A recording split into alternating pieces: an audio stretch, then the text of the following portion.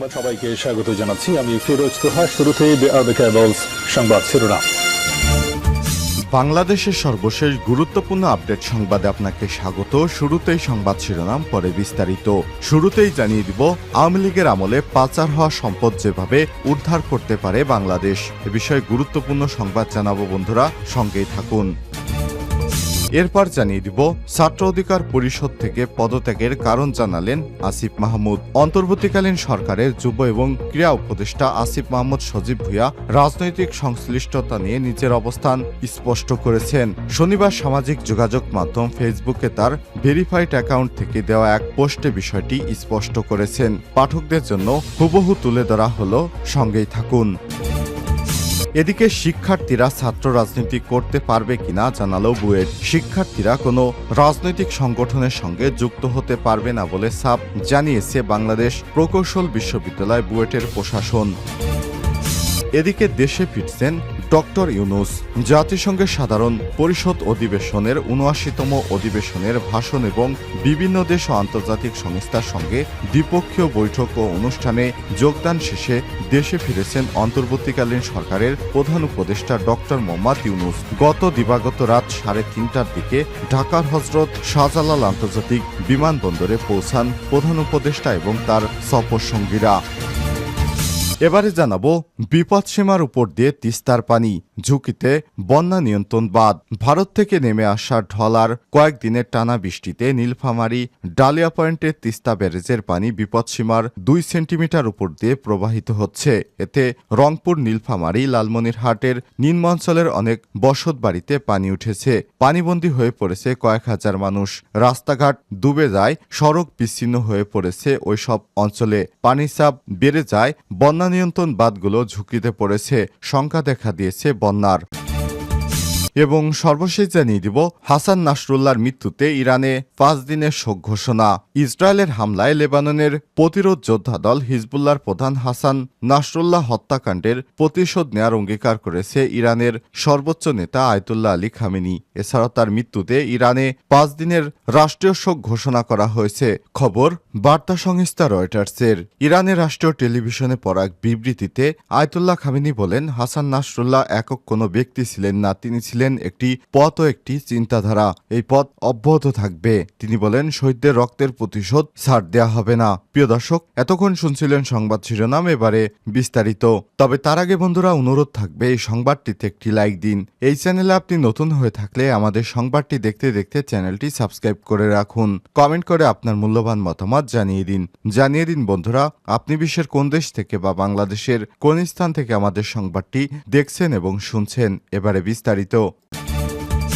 আওয়ামী লীগের আমলে পাচার হওয়া সম্পদ যেভাবে উদ্ধার করতে পারে বাংলাদেশ। অর্থ পাচারকারীদের বিরুদ্ধে নিষেধাজ্ঞা আরোপ এবং সম্পদ জব্দ করার ক্ষেত্রে অন্তর্বর্তীকালীন সরকারের উচিত অন্য সব দেশের সরকারের সঙ্গে কাজ করা। ২০২২ সালের সেপ্টেম্বর শেষের দিকে বাংলাদেশের বৈদেশিক মুদ্রা রিজার্ভ কমে যায়। তখন সাবেক প্রধানমন্ত্রী শেখ হাসিনা সরকার প্রায় ৪.৭ বিলিয়ন মার্কিন ডলারের বাজেট সহায়তা চাইতে বাধ্য হয়। একই সময় যুক্তরাজ্যের দৈনিক দ্য ফাইন্যান্সিয়াল টাইমস বাংলাদেশি ঘড়ি সংগ্রহকারী আহমেদ রহমানকে নিয়ে একটি প্রতিবেদন প্রকাশ করে। আহমেদ রহমান হলেন সাবেক প্রধানমন্ত্রী শেখ হাসিনার প্রভাবশালী উপদেষ্টা সালমান এফ রহমানের ভাগ্নে। বর্তমানে সালমান এফ রহমান কারাগারে রয়েছেন। দ্য ফাইন্যান্সিয়াল টাইমস এ প্রকাশিত ওই প্রতিবেদনে উল্লেখ করা হয়, দামি ঘড়ি ছাড়াও আহমেদ পরিবার যুক্তরাজ্যে কয়েক মিলিয়ন মার্কিন ডলার মূল্যের সম্পত্তির মালিক। এর আগে একটি নিউজ সাইট থেকে নেত্র নিউজে প্রকাশিত হয়েছিল, শেখ হাসিনার বোন শেখ রেহানা যুক্তরাজ্যে রহমান পরিবারের মালিকানাধীন একটি বাড়িতে থাকেন, যার দাম হচ্ছে বিপুল পরিমাণ অর্থ। কিভাবে আহমেদ এবং তার পরিবার এই বিপুল পরিমাণ অর্থ যুক্তরাজ্যে স্থানান্তরিত করেছে তা একটি ধাঁধার মধ্যে রয়ে গেছে, কারণ বাংলাদেশের আইনে সীমিত পরিমাণ অর্থই বিদেশে পাঠানো যায়। বাংলাদেশে হাসিনার শাসনামলে ক্ষমতাসীন এলিটরা বিদেশে অসৎ উপায়ে অর্থ পাচার করেছিল।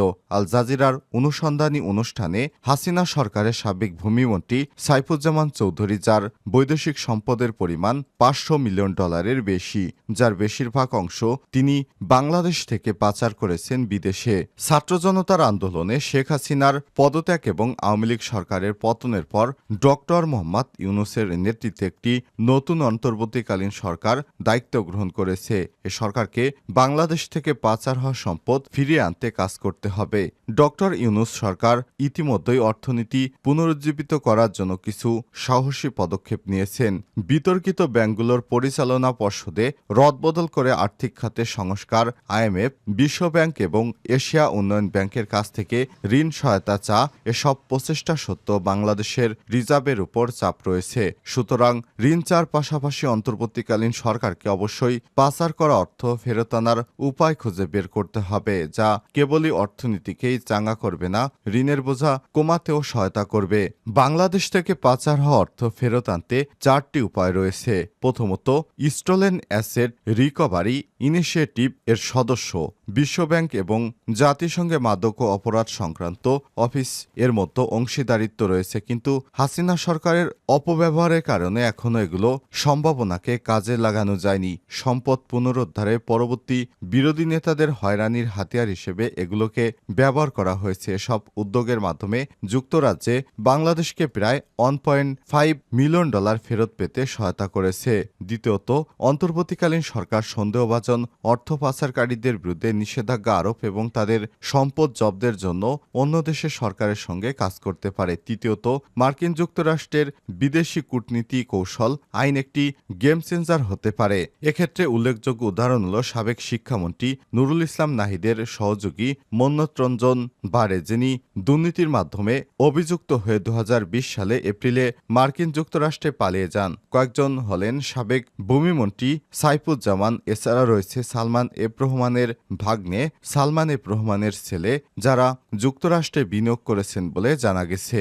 সর্বশেষ, বাংলাদেশের দুর্নীতি দমন কমিশন দুদককে অবশ্যই হাসিনা সহযোগীদের অর্থ পাচারের গন্তব্য হিসেবে বিবেচিত দেশগুলো সরকারের সঙ্গে কাজ করতে হবে। তাহলেই কেবল দেশে পাচার হওয়া বৈদেশিক অর্থগুলো ফেরত আসতে পারে। ছাত্র অধিকার পরিষদ থেকে পদত্যাগের কারণ জানালেন আসিফ মাহমুদ। অন্তর্বর্তীকালীন সরকারের যুব এবং ক্রীড়া উপদেষ্টা আসিফ মাহমুদ সজীব ভুঁইয়া রাজনৈতিক সংশ্লিষ্টতা নিয়ে নিজের অবস্থান স্পষ্ট করেছেন। শনিবার সামাজিক যোগাযোগ মাধ্যম ফেসবুকে তার ভেরিফাইড অ্যাকাউন্টে দেখ পোস্টে তিনি এসব স্পষ্ট করেছেন। তিনি ফেসবুকে হুবহু যা লিখেছেন। আসিফ মাহমুদ লিখেছেন, একটা বিষয় স্পষ্ট করা প্রয়োজন হয়ে পড়েছে। বর্তমানে আমার কোনো রাজনৈতিক সংশ্লিষ্টতা নেই। বিশ্ববিদ্যালয় জীবনে প্রথম যে রাজনৈতিক উদ্যোগের সঙ্গে যুক্ত ছিলাম ছাত্র অধিকার পরিষদ, পরে দলীয় লেজুর ভিত্তি সহ আরও কিছু কারণে ঢাকা বিশ্ববিদ্যালয় শাখার সভাপতি থাকা অবস্থায় কমিটির সকল সদস্য গত বছরের মাঝামাঝি সময়ে পদত্যাগ করি। যদিও এসব বিষয়ে সামনে আনতে চাইনি, অনেক জায়গায় বিভ্রান্তি সৃষ্টি হয়, স্পষ্ট করার প্রয়োজন অনুভূত হলো। এখন জাতীয় ঐক্য ধরে রেখে সংস্কার ও পুনর্গঠনই আমাদের একমাত্র লক্ষ্য। শিক্ষার্থীরা ছাত্র রাজনীতি করতে পারবে কিনা জানালো বুয়েট। শিক্ষার্থীরা কোনো রকমের ছাত্র রাজনৈতিক সংগঠনের সঙ্গে যুক্ত হতে পারবে না বলে জানিয়েছে বাংলাদেশ প্রকৌশল বিশ্ববিদ্যালয় বুয়েট প্রশাসন। গতকাল বিশ্ববিদ্যালয়ের রেজিস্ট্রার অধ্যাপক ডক্টর মোহাম্মদ ফোরকান উদ্দিনের সই করা এক বিজ্ঞপ্তিতে সব তথ্য জানানো হয়েছে। শিক্ষার মান, মেধার যথাযথ মূল্যায়ন এবং আন্তর্জাতিক অঙ্গনে বুয়েটকে মর্যাদাপূর্ণ অবস্থানে উন্নীত করার লক্ষ্যে এমন সিদ্ধান্ত নেওয়া হয়েছে বলে জানিয়েছে বিশ্ববিদ্যালয় কর্তৃপক্ষ। বিজ্ঞপ্তিতে বলা হয়েছে, বুয়েট অর্ডিন্যান্সের বোর্ড অব রেজিস্ট্যান্স অ্যান্ড ডিসিপ্লিনের 16 নম্বর ধারায় একাডেমিক কাউন্সিলের 505তম জরুরি সভায় সর্বোপরি রাজনীতির লেজুর বৃত্তায়ন নিবৃত্ত করার লক্ষ্যে কিছু সিদ্ধান্ত গ্রহণ করা হয়েছে। আর তাতে বলা হয়েছে, এই বিশ্ববিদ্যালয়ের কোনো শিক্ষার্থী বিশ্ববিদ্যালয়ে অনুমোদিত কোনো ক্লাব বা সোসাইটি ব্যতীত কোনো রাজনৈতিক দলে লেজুরবৃত্তি অথবা অন্য যে কোনো সংগঠনের সঙ্গে জড়িত হতে পারবে না। শিক্ষার্থীদের বিশ্ববিদ্যালয়ে অধ্যাদেশ নিয়মসমূহ যথাযথ পালন করতে হবে এবং তা অমান্য করলে অধ্যাদেশের বর্ণিত নিয়ম মোতাবেক তাদের বিরুদ্ধে যথাযথ ব্যবস্থা গ্রহণ করা হবে।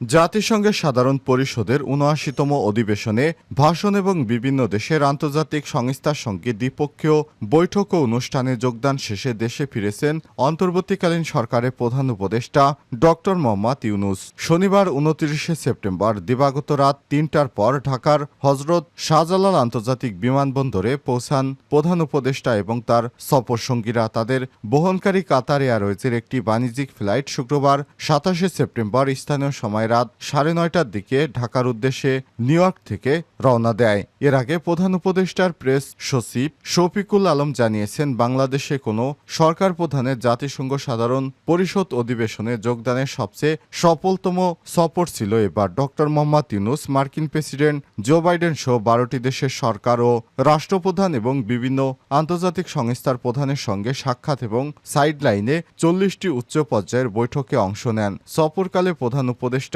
অধ্যাপক কর্মতৎপরতা বাংলাদেশের সঙ্গে আন্তর্জাতিক বিশ্বের অর্থনৈতিক এবং কূটনৈতিক সম্পর্ক ও অংশীদারিত্ব এগিয়ে নেওয়ার ক্ষেত্রে বিরাট অবদান রাখবে বলে আশা করা হচ্ছে।